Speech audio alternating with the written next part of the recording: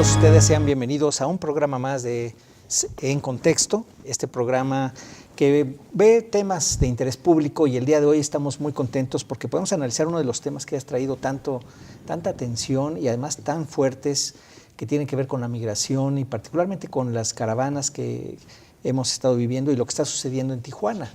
De modo que pues me da muchísimo gusto darle la bienvenida al doctor José Luis García, quien es profesor de la Ibero Puebla. Muchas gracias, José Luis. Gracias, Enrique, como siempre. Muchas gracias. A la maestra Georgina Garibo de la UAP, y también de Pueblos Sin Fronteras, una de las organizaciones que está metidísima con las caravanas, y tú misma has estado participando, acompañando las caravanas. Así es, muchísimas gracias por la invitación. No, encantado, Gina, muchas gracias. Y al doctor Dirceu Daniel Ramírez de la UPAEP, profesor tiempo completo de la UPAEP, Ciencia Política. Relaciones Internacionales. Acá, buenas noches, gracias por la invitación. Muchas gracias. Y bueno, pues de verdad estamos muy contentos de poder hacer este programa con personas que están tan cerca de estos hechos. Gina, quizás tú siendo no solo académica, sino también participando en esta ONG tan visible, que se ha vuelto muy visible en este proceso. Cuéntanos un poquito de los orígenes, y los demás también, si quisiéramos empezar por los orígenes, vamos a ver muchas aristas del problema. Claro. Así que pues ser lo más concreto, lo más puntual, para darle muy buena información a nuestro auditorio. Claro, pues básicamente primero una lógica de contexto, ¿no? Sin duda creo que este éxodo está marcando un parteaguas en la forma de migrar. Sobre todo de centroamericanos a través de México, para llegar a Estados Unidos o para hacer la vida aquí en México, ¿no? No es lo mismo que veíamos en años previos de migraciones a cuentagotas, migración invisibilizada, migración incluso que buscaba ser invisibilizada porque era una manera de protección, siendo que había una lógica de martirio al cruzar muchísimas de las rutas de la muerte, ¿no?, que se les han conocido en los estudios de migración a las rutas que hay en México, ¿no? Precisamente para enfrentar esas rutas, para enfrentar esa violencia, para enfrentar las desapariciones, las extorsiones, los abusos de poder por autoridades y por algunas células del crimen organizado, pues surge esta necesidad de autoorganizarse, ¿no? Esta necesidad de viajar juntos, de viajar en caravana, de hacerse visibles, de cruzar las garitas, no rodeándolas, sino por enfrente de las garitas, y decirle muy claramente a los oficiales de migración: aquí estamos y no nos vamos, ¿no? No es una lógica de esconderse, ¿no? Yo he estado muy de cerca con estas prácticas de caravana desde el 2017, finales del 2017, en el primer Vía Crucis que acompañé, Vía Crucis Guadalupano Migrantes Solidarios, y sí te puedo decir que cada uno de los Vía Crucis que yo he acompañado son completamente distintos a lo que se ha vivido ahora, ¿no? Para empezar, los Vía Crucis que yo había acompañado nacían propiamente de Tapachula, ya de este lado de la frontera, ¿no?, ya del lado mexicano. Y ahí se llevaban procesos de organización, procesos de resistencia pacífica, talleres de resistencia pacífica, talleres sobre el cómo hablar con medios, talleres de apropiación de derechos, incluso a lo largo del camino también talleres de apropiación de derechos en términos de asilo en Estados Unidos, refugio en México y formas de regularización en México. De hecho, el año pasado, en Puebla, justamente, aquí en la Parroquia de la Asunción, gracias a las gestiones del padre Gustavo, fue que Pueblos Sin Fronteras pudo organizar una primera jornada masiva de 3 días, donde abogados estadounidenses y abogados mexicanos tomaron el espacio para estar compartiendo información, pues, sobre derecho de asilo, derecho de refugio y formas de regularización en México, ¿no? Y de ahí muchas personas decidieron continuar el camino hacia la frontera norte, en Tijuana específicamente, para iniciar los procesos de entrega para solicitar asilo, o algunas personas para regularizarse en México, ¿no? Todo ese andar, pues, fue acompañado por Pueblos Sin Fronteras, como en otras ocasiones. Lo que vivimos con este éxodo fue muy complejo. ¿Te refieres al de ahora? Al actual. A ver, te voy a detener ahí. Okay. ¿No? Te voy a detener ahí para tomar un poquito más el contexto de la expulsión, al final de cuentas, ¿no? Claro, que claro. No sé si José Luis o de eso también quisieran ustedes comentar, esa parte de la expulsión que está habiendo de Centroamérica. Pues sí, me parece que abonando un poco a lo que dice Gina, Pues en Centroamérica lo que estamos percibiendo son países con un nivel de desarrollo realmente muy bajo, que desde hace décadas están generando factores de expulsión para migración económica, pero además ahorita también desde hace unos años para acá se ha dado una situación de violencia generalizada en estos contextos, específicamente por ejemplo en Honduras, ¿no? Que si aquí en México tenemos una tasa de homicidios de 20 personas por cada 100,000 y nos parece ya un asunto muy preocupante, en Honduras me parece que está arriba de 50 este índice, ¿no? Entonces, verdaderamente sí son personas que no nada más están migrando por cuestiones de pobreza, sino están migrando también porque en sus contextos de origen hay una violencia que, pues de plano, los empuja a salirse de su lugar porque peligra su vida, ¿no? Entonces, me parece que sí es importante entender que no es una migración que se vaya a parar pronto, ¿no? Por este tipo de situaciones. Sí, es una cuestión estructural. Sí, en efecto, yo creo que el problema realmente es pues la pobreza, pero sobre todo la violencia que se está desarrollando actualmente en Centroamérica. Mire, yo creo que esta cuestión de la migración desde América Central pues ha existido desde hace muchísimos años, pero claro, como bien dijo Gina, pues era prácticamente invisible. Todo el mundo sabía que, de hecho, pues Por México goteo, como era dices. por goteo, ¿no? O sea, se veían, a lo mejor nosotros en Puebla los veíamos aquí en las calles, en fin, pero no era muy frecuente, por cierto, ¿eh? Pero poco a poco se ha ido visibilizando más, ¿no? Y ahí el problema que yo veo también es que también empieza ya este flujo cada vez más grande, masivo, ¿no? La gente empieza también a tener sus reservas con respecto a la presencia de las personas que están migrando en las calles.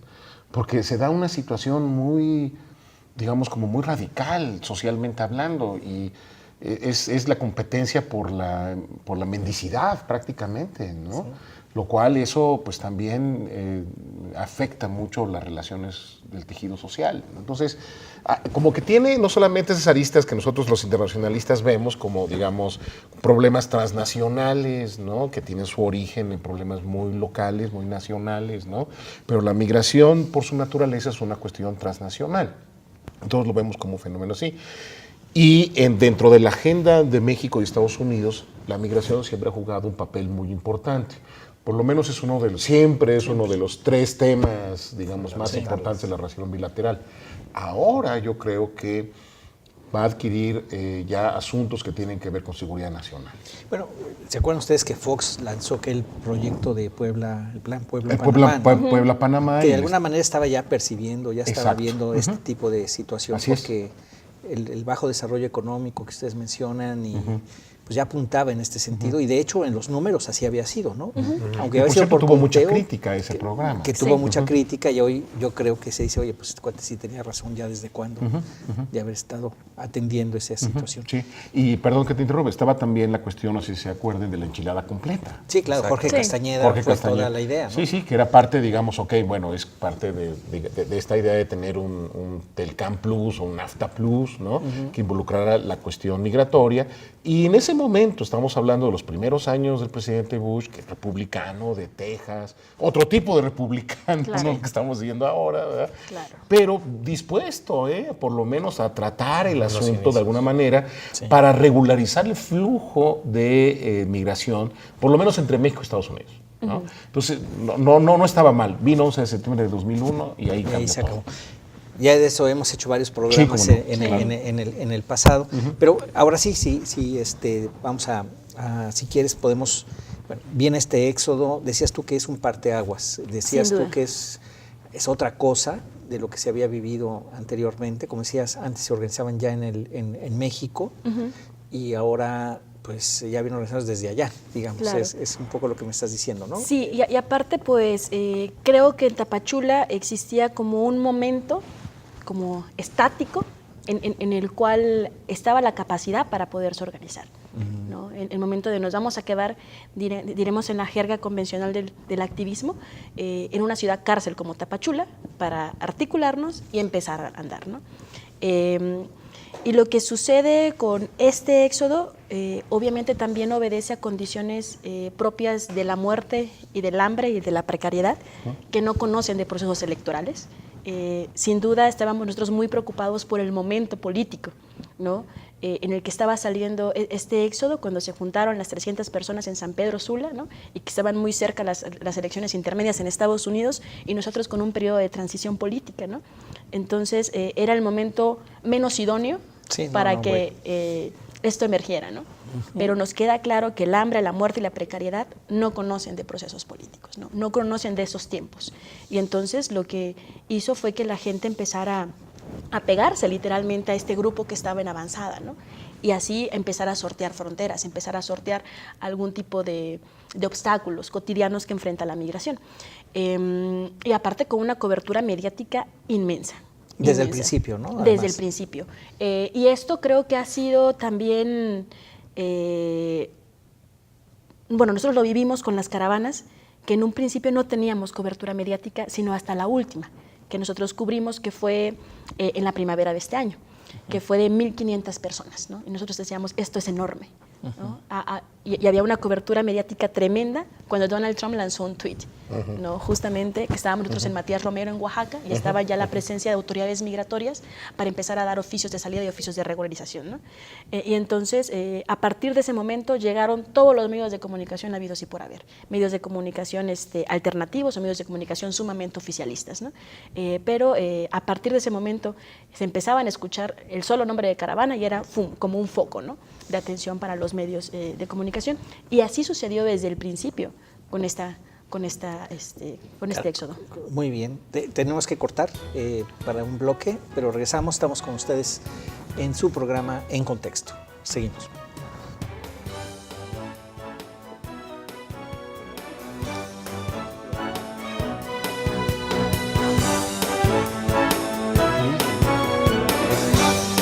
Pero no fue...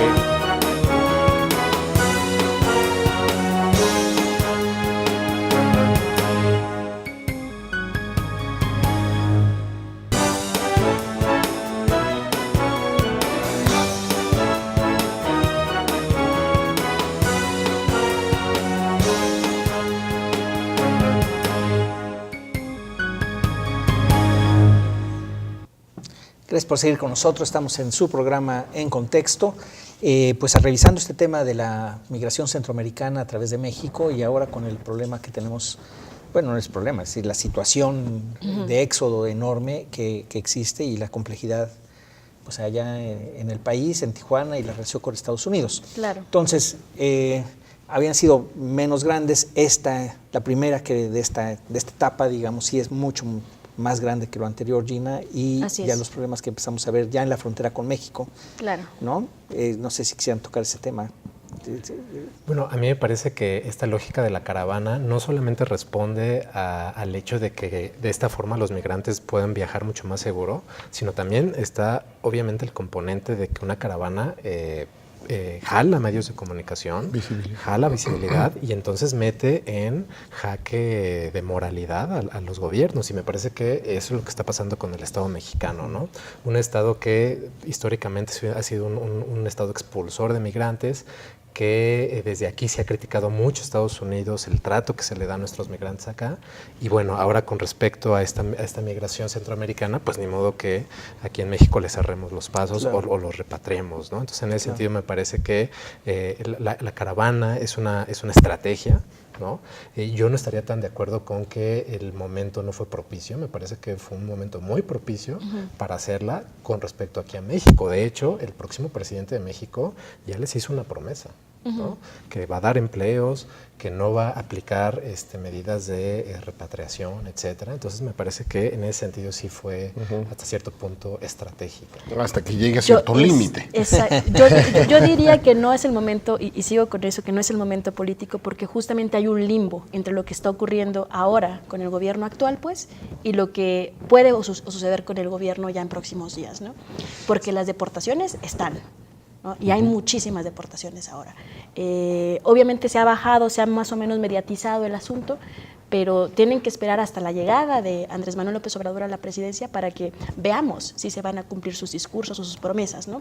Y eso es complicado. Déjame, Tomás, decirle al auditorio que estamos grabando este programa un poquito antes de la toma de posición de Andrés Manuel López Obrador como presidente, lo vamos a ver hasta después, entonces ustedes disculpen por si decimos, pero digamos, pues así están las cosas el día de hoy. Sí, exactamente. Y entonces ese limbo naturalmente provoca un desgaste tremendo en las personas, ¿no? Una suerte de incertidumbre, una suerte de desesperación, que hay algunas que están buscando correr despavoridas a la frontera, que están buscando subsumirse a estas lógicas que son ilegales de acuerdo al derecho internacional humanitario de la lista de espera para solicitar asilo en Estados Unidos, y también que no vean otra alternativa más que la devolución y que justamente agencias internacionales y el gobierno municipal de Tijuana sea lo que más le está apostando, ¿no? Como que el problema se diluya por sí solo, ¿no? Y se diluya a partir de la desesperación.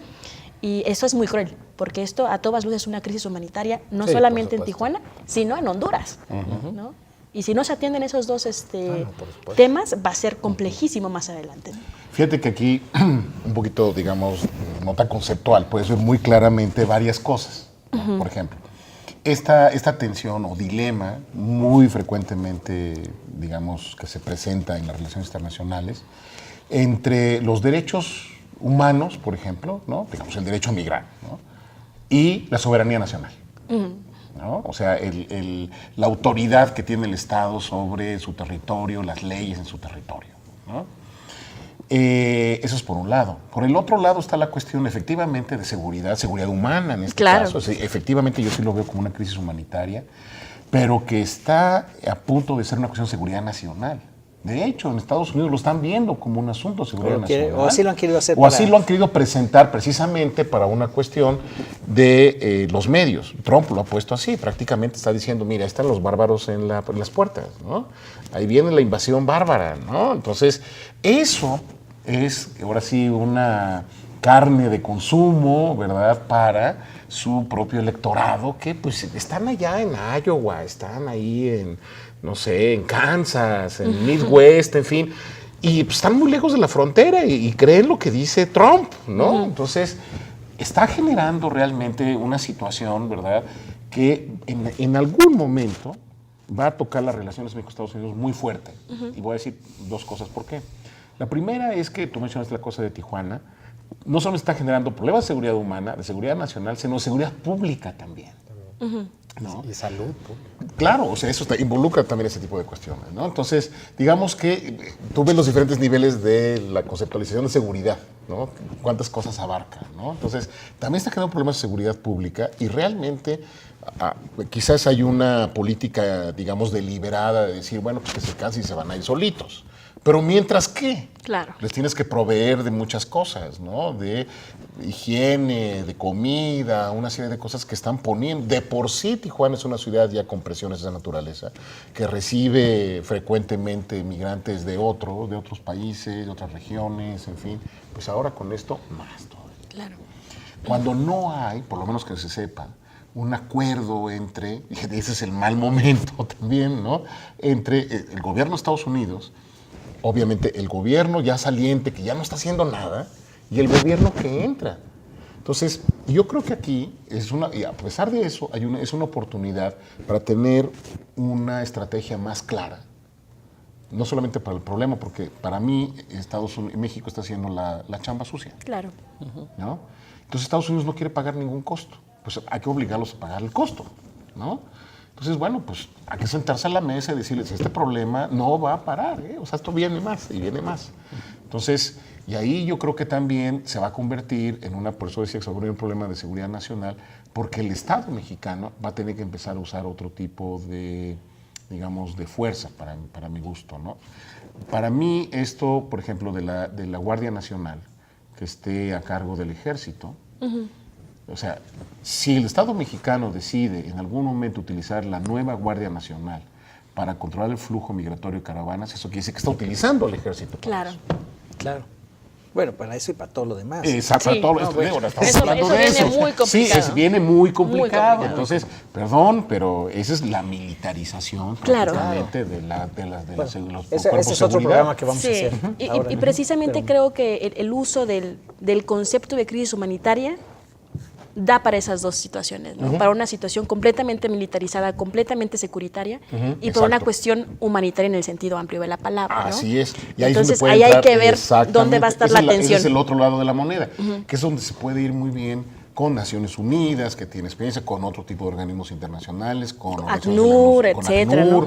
con organizaciones de la sociedad civil, porque Claro. realmente es una situación humanitaria, pero no, hasta ahorita no lo estoy viendo Sí. que sea así. Y de hecho O que creo lo estén que, tratando. desafortunadamente estamos tan acostumbrados a escuchar el término crisis humanitaria y solamente velar por el término crisis, ¿no? Y entonces a adherirnos a unas prácticas securitarias, ¿no? Y eso es sumamente complejo, porque en lugar de que esto se aborde de una manera más ética y más acorde pues al beneficio de las personas que están poniendo en riesgo su vida y porque están oyendo para salvaguardar sus vidas, es irónico, pues se vea más o menos garantizada, ¿no? Ahora se ve como una carrera contra el tiempo, ¿no?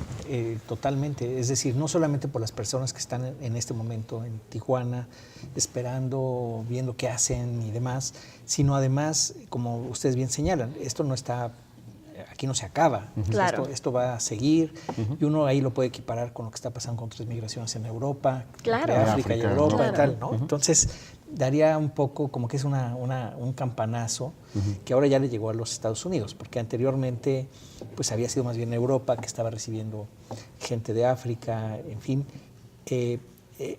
pues que se tiene que hacer algo, o sea, se tiene que desarrollar las otras regiones, que no haya tal desigualdad entre países que es impresionante, Claro. y que de esa manera pudiera generar condiciones diferentes, mucho más humanas y vivibles en este caso en Centroamérica, pero no solo, ¿no? Entonces, Claro. no sé cómo lo ven ustedes, pero a mí me parece que es un súper llamado y que la política tiene que cambiar, la política en general, pero la gente no está tan de acuerdo. Entonces, bueno. Sí, no, me parece que el gran problema para resolver esta, y estoy de acuerdo que es una crisis humanitaria, es que precisamente sea una situación que quede subordinada a los cálculos políticos, ¿no? ¿A qué voy? Sí. Un poco abonando a lo que comentaba José Luis.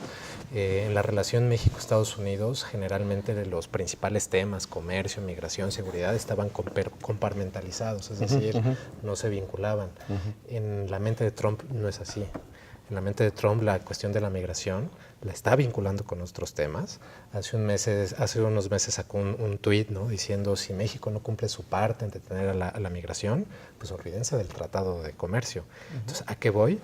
Que el gobierno mexicano saliente y entrante no la va a tener para nada fácil, ¿no? Es decir, el peso de los Estados Unidos, la presión que ejerce, me parece que no va a dar espacio para que el gobierno mexicano reaccione como tú lo acabas de mencionar, ¿no?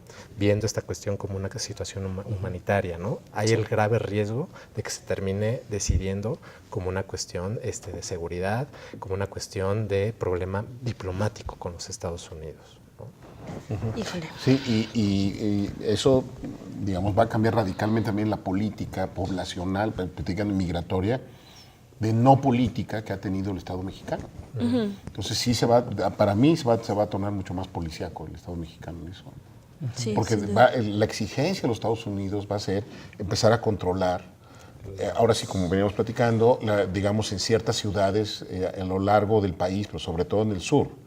O sea, no solamente para que no sigan avanzando hacia el norte de México, sino también al propio Estado mexicano, ¿verdad? Así, sabes que entre menos se acerquen a ciudades estratégicas como por ejemplo Puebla, el DF, Guadalajara, en fin, mejor. Entonces ahí tienes ciudades como Tapachula, ciudades chicas, medianas, a lo largo del sureste mexicano, ¿verdad? Es a lo largo de las rutas también, ¿no? Porque imagínate este escenario, o sea, si la ruta hacia Tijuana, por ejemplo, pasa por ciudades como Guadalajara, León, en fin, ¿no? Y se quedan ahí en Guadalajara, en Tijuana. Y los van desplazando, por alguna razón se vayan desplazando, digamos, hacia Ciudad Juárez o hacia Matamoros, en fin.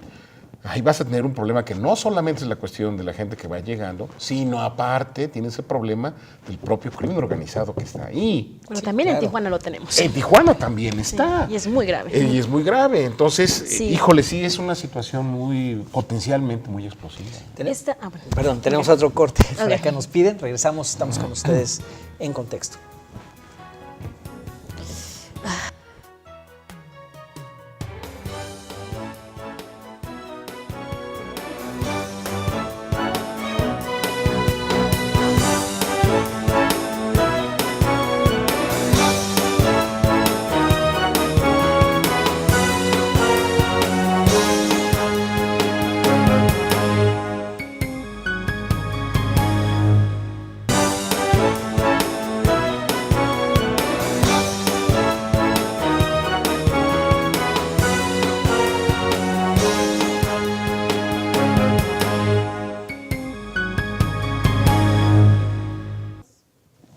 Gracias por seguir con nosotros. Estamos en su programa En Contexto, con ese tema de pues, la migración de Centroamérica hacia el norte. Y bueno, estamos a puntito de cambiar de gobierno. Cuando veamos el programa ya va a haber cambiado. Entonces no sabemos si pase algo en los primeros días o no. Esperemos que no nos haga obsoleto este programa. Pero lo que se ve en este momento, 2 días antes del cambio de gobierno, es que hay una oportunidad, decíamos en el corte, o no oportunidad del nuevo gobierno de plantear un nuevo paradigma, al final de cuentas. El nuevo director del Instituto Nacional de Migración es Tonatiuh Guillén, es una persona, es un académico muy respetable, expresidente del Colegio de la Frontera Norte, una persona de primera, pienso yo, con otra visión, con una visión no policíaca. No securitaria, exactamente. No viene del CISEN ahora. No viene del CISEN. Claro. Y además, pero además que ha vivido la frontera muchísimos años, claro. Y que estaba haciendo, hasta lo que yo sé, es un estudio muy importante en la frontera sur, recientemente con varias universidades. Entonces, eso es un buen augurio, digamos. ¿Tú cómo lo ves, Gina? Es decir, ¿cuál es la oportunidad? Si hay, creo que tú mencionas más bien que, pues como que no. A ver, ¿cómo estaría? Pues yo sí me he de declarar de que cuando me enteré del triunfo de Andrés Manuel me puse muy contenta, sí creí en sus palabras, en sus promesas, espero se cumplan, aunque desafortunadamente las últimas entrevistas y los últimos artículos que he estado leyendo en el Washington Post pues me hacen pensar otra cosa, ¿no? Justamente este acercamiento donde se queda muy claro que los centroamericanos se quedan en México, aunque estén llevando un proceso de solicitud de asilo en Estados Unidos, por un tiempo indefinido, ¿no? Y justamente cómo se van a asumir esos costos, que al final de cuentas México, en caso de que esos procesos no pasen o no pasen la entrevista de miedo creíble o no sigan avanzando, pues será el encargado de deportarles, ¿no? Y literalmente de mandarles al matadero, ¿no? Entonces eso es una carga moral que no sé si el presidente el futuro presidente Andrés Manuel López Obrador vaya a querer asumir, ¿no? Y también pues la exministra, ¿no? Justamente con esas declaraciones tan abiertas de decir no le vamos a hacer el trabajo sucio a Estados Unidos, ¿no? Aunque desafortunadamente lo que yo observo ahora y lo que me ha estado dando a entender estos mensajes o intercambios de dichos entre Ebrard, ¿no? Por ejemplo, es que parece ser que sí se va a hacer el trabajo sucio de Estados Unidos y de una forma abierta, ¿no? Ya con un plan establecido, ¿no? Ya con un centroamericano se quedan en su casa, con este estilo plan Marshall, ¿no? Para el caso de centroamericanos en México. No obstante, ¿plan Marshall como qué plan Marshall? Porque hay plan Marshall bueno y no otro que no tan bueno. Sí. No tan bueno, ¿no? El no tan bueno. ¿Sí? Y justamente ahí creo que lo que quedaría, si es como una demanda por parte de las organizaciones de la sociedad civil, por lo menos de la zona fronteriza.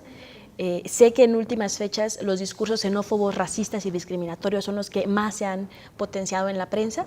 No obstante, no podemos hablar de la generalidad de la sociedad tijuanense, ¿no? Y eso lo digo yo estando en el terreno, ¿no?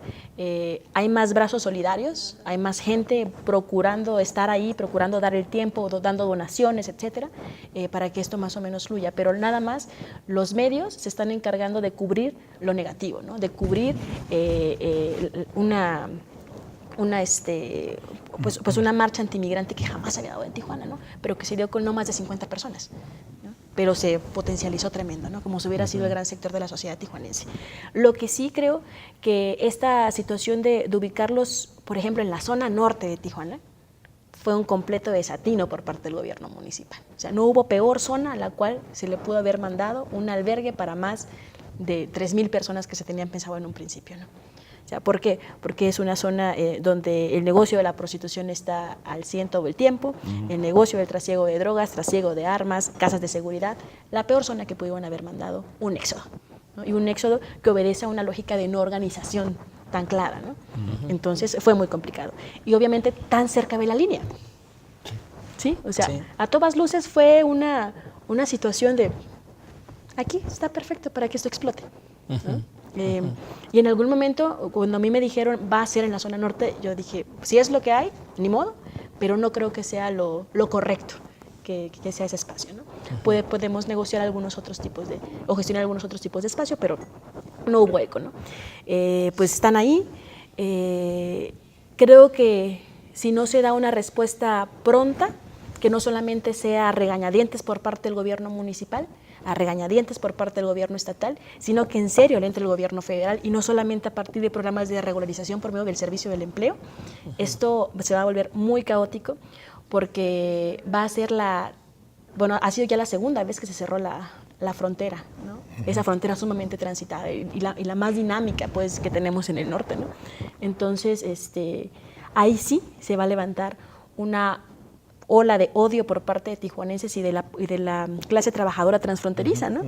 Y eso sí es preocupante. O sea, el punto es, si cierran con mayor frecuencia la frontera, la Garita San Isidro, en fin, la mera frontera entre Tijuana y bueno, que sería San Diego, un poquito para allá, sí generaría un costo económico, social, local, bestial. Fuertísimo. Entonces eso es algo que no puede suceder. Claro, pero ojo, aquí el por qué sucedió.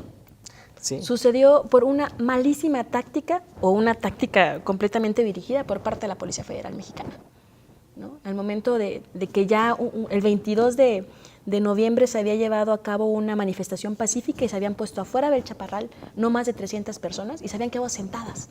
Ahí el flujo continuaba. No se cerró la garita, no se cerró nada. Y justo el 25, cuando ya se sabía que se estaban organizando aquí no más de 500 personas, tampoco estuvo el éxodo, pues, se estaban acercando para esa manifestación pacífica, llevando la exigencia clara de solicitar al gobierno estadounidense que agilizara la lista de espera para los solicitantes de asilo.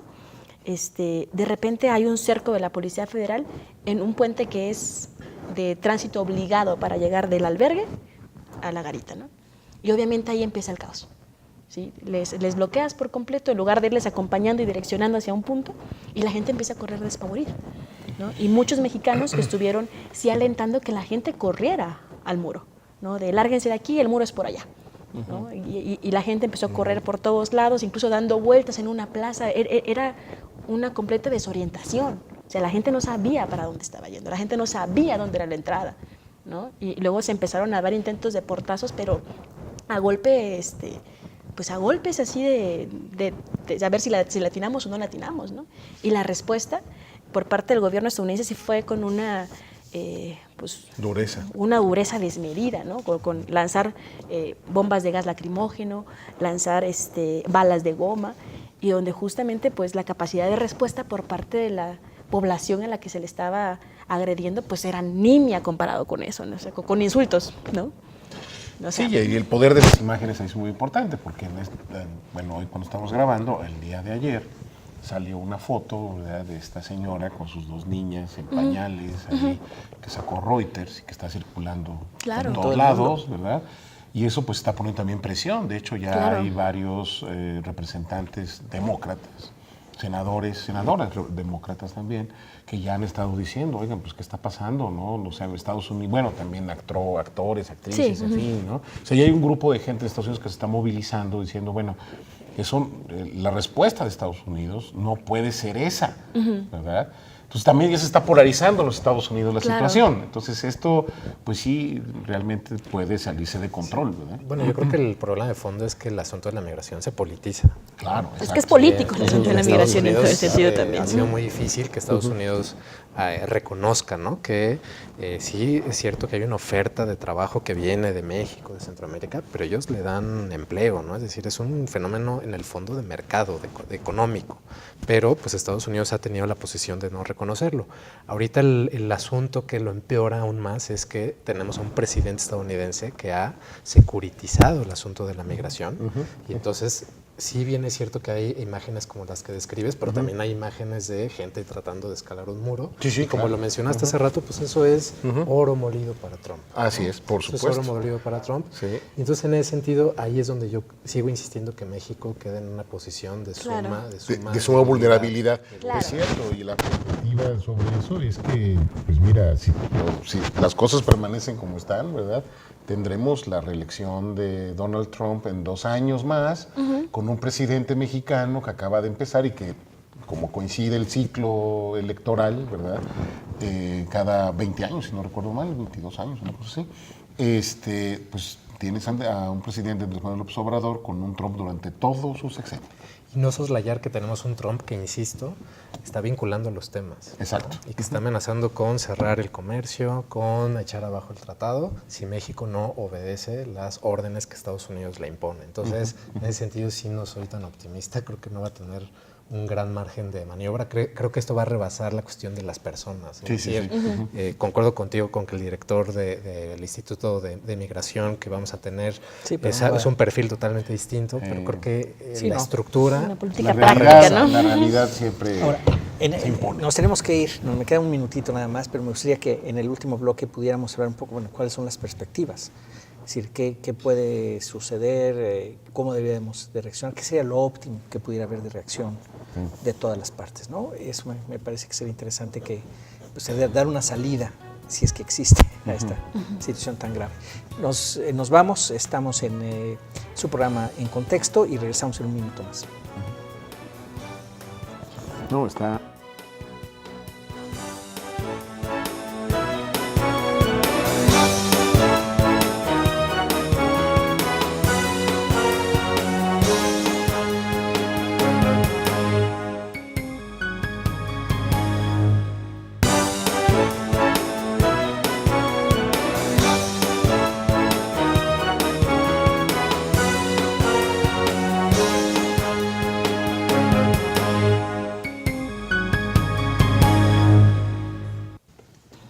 Gracias por seguir con nosotros en su programa En Contexto, con este tema de migración. Y les quería yo preguntar, bueno, estamos en esta situación en el corto y mediano plazo, me gustaría verla. Es decir, en el corto plazo, claro, hay un asunto en la frontera, se está polarizando terriblemente, coincide con el cambio de gobierno, algo tendrá que hacer el observador, porque realmente es la primera bombita que va a tener o que tiene en su escritorio. ¿Qué alternativas hay? Chino, Bueno, tú decías que tienes ahí como una puntito, vamos a ver. Bueno, Sí. es que son como en términos prácticos que se ven, pues estando en el albergue, yendo a la feria del empleo, yendo a la garita a ver cómo va avanzando la lista de espera para solicitantes de asilo, viendo también que Comar está ahora en Tijuana, justo Comar es la Comisión Mexicana de Ayuda al Refugiado, para llevar los casos de solicitud de refugio en México, ¿no? Permítame un minuto nada rápidamente para poner en contexto. Esta comisión se creó en los 70s, 80s. De hecho, en los 80s para responder a la cuestión de los de otra crisis guatemaltecos. centroamericana, ¿verdad? La Que crisis fue de Guatemala. Exacto, de Guatemala en particular. 50,000 Exacto. refugiados. Exactamente. Exacto. Sí, y justamente ha sido disfuncional en todo el sentido. O sea, es la agencia de migración que recibe menos apoyo, pero la que tiene que en los últimos días su trabajo se ha elevado más de un 300%, ¿no? Entonces, pues lo que se está teniendo es, primero, reconocer que las personas del éxodo pues son sumamente heterogéneas, ¿no? Que tienen distintos intereses, unos muy claros para solicitar asilo en Estados Unidos, reconociendo que el proceso para solicitud de solicitar asilo pues es sumamente desgarrador también, no es un camino de rosas, sino todo lo contrario, es sumamente devastador, separa familias, desalienta cuerpos, los destroza en todo el sentido de la palabra, ¿no? Pero aquellas personas que sepan el proceso y que tengan un caso, que tengan pruebas, que tengan asesoría legal, están optando pues por irse a apuntar a la lista de espera que está en la garita, ¿no? Y esperar su tiempo, y que puede ir desde un mes y una semana hasta 3 meses, ¿no? Y así vamos avanzando, ¿no? Cuando nosotros llegamos a Tijuana, había ya en la lista de espera 2.500 personas, ¿no? Y cada número representa un bloque de 10 personas. Entonces, ahí va más o menos. La otra, justamente, es el agilizar las solicitudes de refugio en México, que creo que eso la Comar lo está empezando a hacer y está empezando a saber que no va a ser algo que va a resolver a cuentagotas, sino que lo va a resolver con la llave completamente abierta. Y la otra tiene que ver con las visas de visitantes por razones humanitarias, ¿no? Que es esta lógica que junto con la Secretaría del Trabajo Federal y Migración dispusieron para dar respuesta al Servicio Nacional de Empleo, ¿no? Es decir, tú vas, te entrevistas con alguna empresa, te das una oferta de trabajo, inmediatamente pasas a un módulo de migración y en lugar de tramitarte una residencia temporal, te tramita una visa humanitaria, ¿no? Que no te da los mismos derechos que una residencia temporal, porque no puedes traer a tu familia para acá, por ejemplo. Y después, pues la devolución voluntaria, ¿no? Que es a lo que yo insisto, el gobierno municipal y algunas agencias internacionales le están apostando muchísimo, ¿no? El no ubicarles a las demás personas la suerte de alternativas, aunque sean forzadas, que existen, ¿no? Y por último, lo que en una conferencia de prensa el día de ayer algunos integrantes del Éxodo reclamaron, ¿no? Que eso se reconozca como una crisis humanitaria y que no solamente sea un problema del gobierno mexicano o el gobierno estadounidense, ¿no? Sino que se invita a la comunidad internacional a estar atenta y que sí, que entre ACNUR y que ACNUR defina hacia dónde se van a ir los posibles refugiados, ¿no? Y que no solamente sea Estados Unidos. Claro, ¿no? claro. Es en fin. Ahora, son como que los puntos que acabas de mencionar parecería que son posibles, es decir, son complementarios. Sí. Es decir, no es uno u otro, sino son complementarios. ¿Tú cómo lo ves, Daniel? Pues mira, yo lo pondría en términos de el ideal y lo que pienso que va a pasar en la realidad. A ver, sí, está Mi bien. ideal, además de lo que acaba de mencionar Gina, pues a mí me gustaría ver un plan Marshall a la buena, es decir, que Estados Unidos, México, Canadá incluso den transferencias a Centroamérica para aliviar su situación de desarrollo. Me gustaría ver también que México y Estados Unidos no reciba a esta gente en calidad de refugiados en campos encerrados, sino que les den la figura legal para que se integren a la sociedad, puedan trabajar, salgan de esa oscuridad que los mantiene muy vulnerables, ¿no? Siempre. Eso es lo ideal. ¿Qué creo que va a pasar? Creo que sí vamos a ver cómo esto va a ser un asunto muy explosivo entre el gobierno de Donald Trump y el gobierno de López Obrador. Yo sí veo que de manera muy pronta el gobierno de Estados Unidos le va a exigir al gobierno mexicano que cumpla con nuestra ley de migración que dice que cualquier persona que quiera migrar o salir de México lo debe de hacer por los conductos legales, ¿no? Entonces, en ese sentido, yo sí veo que Estados Unidos le va a exigir a México que cumpla con sus propias leyes y esto entonces va a empujar al Estado mexicano a no dejarlos llegar hasta los estados del norte, sino mantenerlos o contenerlos en el sur, lo cual seguiría perpetuando el status quo que hasta ahora predomina, en donde bajo la frontera sur, el plan de la frontera sur, pues México cada vez ha incrementado el número de repatriados de Centroamérica, precisamente como una forma de no hacerlos llegar a los Estados Unidos, ¿no? Sí. Entonces, en ese sentido sí creo que cuando uno ve entre lo ideal y la realidad, creo que sí va a haber una fuerte discrepancia, ¿no? Entre estos dos escenarios. José Luis, ¿tú cómo lo ves? La realidad es lo que es y lo que va a ser, o lo que podría ser, lo que pues nos mira, gustaría que fuera. Que no, híjole, yo francamente, mira, idealmente lo que vería es que tiene esta situación o serie de situaciones tienen diferentes niveles. Hay un nivel internacional. Esto requiere la cooperación internacional, entre ellos Naciones Unidas. Yo realmente lo veo como un problema también de gobernanza internacional. Entonces, sí hay una cuestión que es de carácter humanitario, yo creo que eso se debe de atender a un nivel internacional, obviamente con ayuda de organizaciones locales, en fin, eso me parece muy importante. Luego, hay un nivel también de seguridad nacional, que es precisamente lo que tú decías.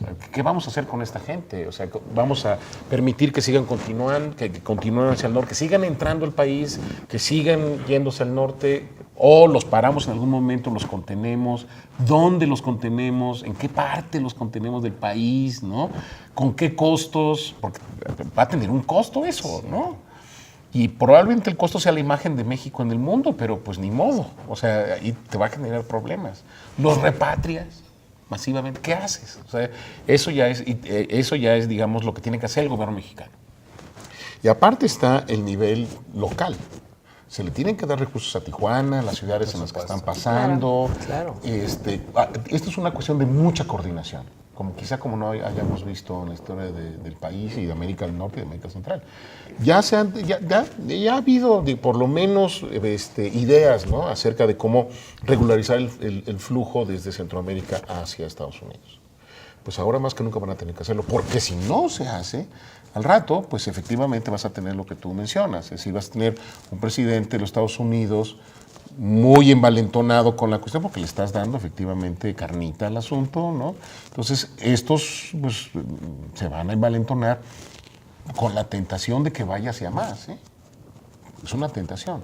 Y el gobierno de México, yo francamente hasta ahorita digo, independientemente de que se tenga una persona en migración, que eso sí ya es un avance, como que va a estar, ¿verdad? De Tonatiuh Guillén, pues eso también es de buena fe, pero los límites que impone la realidad son otros. Claro, no. Entonces, yo la verdad sí también comparto un tanto pesimismo con respecto al asunto. Tenemos 2 minutitos y luego la despedida del programa. Gina, ¿tú cómo ves entonces? Ya nos dijiste qué se podría hacer. En términos prácticos, sí. creo que es lo que se puede hacer, ¿no? Y se está empezando a hacer.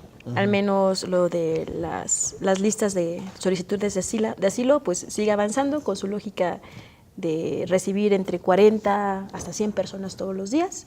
Lo que se busca es que si Estados Unidos tiene la capacidad para deportar a más de 3,000 personas en un solo día, ¿por qué no tienen la capacidad para recibir a más de 3,000 personas en un solo día para que inicien trámites de solicitud de asilo? Y ya después se resolverá, ¿no? Cuál es, si sí obtienen el asilo, si no, etcétera. México ya está empezando a dar las primeras visas humanitarias.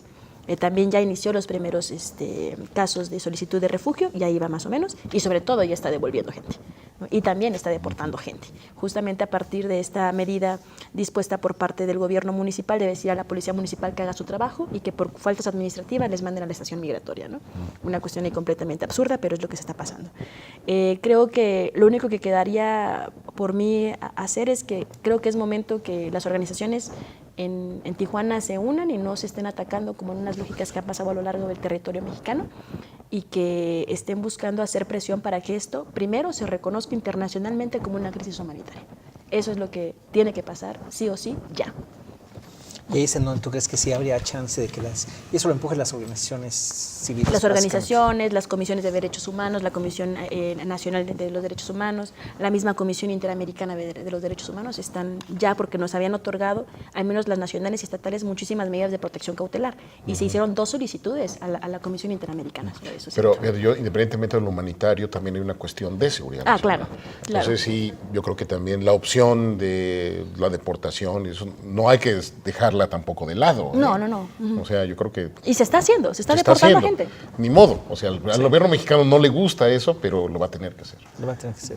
Tenemos un minutito. Ya me Poner sobre la mesa algo rapidísimo en la dimensión política, que México o el Estado mexicano piense muy bien en convertirse en el tercer país seguro, ¿no? Proponerle eso a Estados Unidos, a cambio de algo, a cambio de una concesión fuerte, que si México va a contener el problema y hacer el trabajo sucio, sea a cambio de algo que México gane, y esto unirlo con pues una creación de infraestructura precisamente para darle una solución no nada más política, sino humanitaria, ¿no? Es como regresar a la enchilada completa, ¿verdad? No, pero ese era el sí está muy espíritu complicado. No, el plan Marshall completo. No, bueno, esa era la idea. Yo creo que hay ¿sabes las qué? condiciones políticas para eso. Creo que si uno plantea lo que ahorita está, podría ser por ahí. Es otro camino. Híjole. También habrá que verlo. Híjole. Bueno, como ven, aquí hay diferencias entre los invitados, está bien, de eso se trata. Pero bueno, la situación está muy compleja. Muchísimas gracias por acompañarnos, José Luis, Gina, te agradezco mucho. Y también Dersu. Daniel. Dersu, es que tu nombre se me hace complicado. Gracias. Muchas gracias y muchísimas gracias a todos ustedes por acompañarnos. Los veremos en la próxima edición de En Contexto. Buenas noches. Buenas noches. Hombre, tercera estación, no.